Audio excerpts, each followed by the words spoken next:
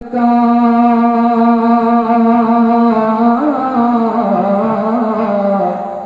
मेरे सरकार का दीवाना जिधर हो जाए, मेरे सरकार का दीवाना जिधर हो जाए, मेरे सरकार का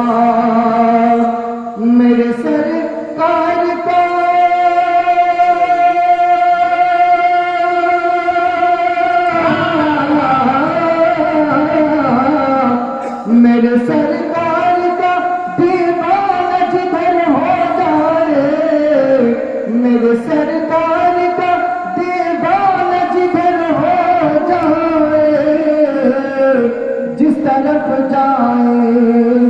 तरफ जाए जमाना उधर हो जाए, जिस तरफ जाए जमाना भी उधर हो जाए, मेरे सरकार का।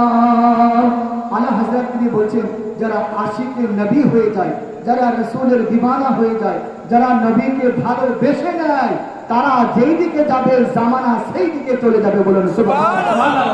এই হচ্ছে নবীর শান। বিরাদার ইসলাম, নবী দুনিয়ার জমিনে থেকে আপনার সাত আসমান আপনার ভেদ করে